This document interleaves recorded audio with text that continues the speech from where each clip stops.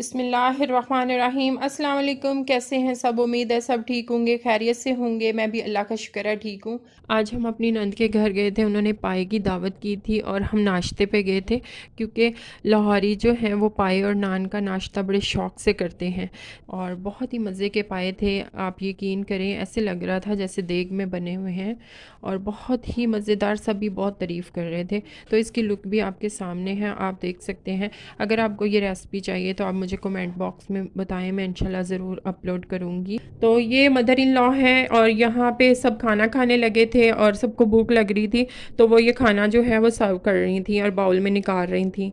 ये भी एक आर्ट है क्योंकि जब भी आप खाना सर्व करो तो एक ही दफ़ा ना डाल के दे दो मेरी तरह, क्योंकि मैं क्या करती हूँ एक ही दफ़ा में सारी बोटियाँ शोटियाँ अच्छी से भर के दे देती हूँ। और मदर इन लॉ क्या कहती हैं कि थोड़ा सा पहले सालन दो और अगर उनको ज़रूरत हो तो गरम गरम दोबारा दे दो। आप एक ही दफ़ा भर के दे दोगे तो अगला बंदा दोबारा मांगे तो उसको कह दो कि नहीं है, तो ये बहुत ज़्यादा एम्बैरेसमेंट फ़ील होती है, बहुत बुरी बात है। तो सर्व करना भी एक आर्ट है। तो आपसे मैंने यहाँ पे ये टिप शेयर की, अब आप भी सोच के सर्व कीजिएगा। अच्छा जी, चलते हैं मेन स्टेप की तरफ। ये बेडशीट जो है इसको मैंने 8 क्लास के एग्ज़ाम्स देने के बाद बनाना स्टार्ट किया था और तकरीबन 3 मंथ मुझे लगे थे इसको बनाते हुए। तो आप भी देखिए, मैं आपको बिछा के दिखाती हूँ क्योंकि मैंने एक हाथ से जो है वो कैमरा पकड़ा हुआ है, तो इस तरह इसको दिखाना जो है वो मेरे लिए थोड़ा मुश्किल हो रहा है। ये देखें आप, ये है दसूती। दसूती के ऊपर मैंने ये ब्लैक और रेड कलर का ऊन का काम किया है और इसको बनाते हुए मुझे बहुत ज़्यादा मेहनत लगी क्योंकि मेरे लिए फ़र्स्ट टाइम था इसको बनाना, क्योंकि अभी मैं 8 क्लास से फारिग हुई थी एग्ज़ाम्स के बाद, तब मैंने इसको बनाना स्टार्ट किया था और मुझे 3 मंथ लगे थे इसको बनाते हुए। तो ये मैं आपको बिछा के दिखाती हूँ। तो ये है इसकी प्रॉपर लुक, आप देख सकते हैं। ये बहुत ही नफासत से काम किया गया है और इसको बनाते हुए बस आपने फर्स्ट ये जो है ना, इसका एक लाइन जो है वो मुश्किल होती है, फिर ये सारा बनाना बहुत आसान हो जाता है। अच्छा जी, मेरे लिए ये दूसरी लाइन जो थी वो बनाना मुश्किल था क्योंकि मैंने इसको काउंट कर कर के बनाना था। जब मैंने इसको बना लिया तो यहाँ तक मेरे लिए बनाना बहुत आसान हो गया, क्योंकि बाद में आपने ना इसी के ऊपर लेते रहना है। पहले 1, फिर 2, फिर 3 दाने उठाने हैं, फिर 4, 5, 6, 7, 8। जब मैंने ये वाला पूरा कंप्लीट कर लिया तो उसके बाद ये रेड वाली जो थी ये लाइन बनाना मेरे लिए मुश्किल थी। उसके बाद ये वाले जो ट्री से थे ना, ये बनाना बहुत आसान था क्योंकि आपने काउंट करते जाना है और बनाते जाना है। जब मैं ये पहले वाली लाइन बनाती थी तो मैं अपनी एक आंटी थी उनसे पूछ के आती थी और वो जब थोड़ा सा मुझे 3 से 4 ये स्टेप बना देती थी, फिर मैं घर आके अपने खुद बनाती थी।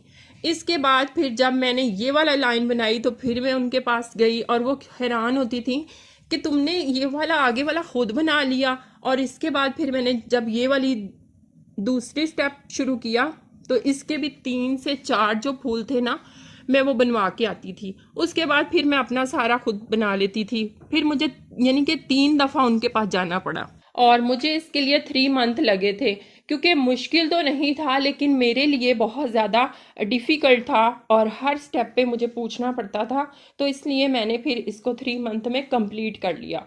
उसके बाद फिर मेरी अम्मी ने इसमें जान डाली, ये क्रोशिए से किया। जैसे हम लेस लगाते हैं ना, उन्होंने कहा नहीं, अगर तुम लेस लगाओगी ना तो इसकी खूबसूरती बिल्कुल ख़त्म हो जाएगी।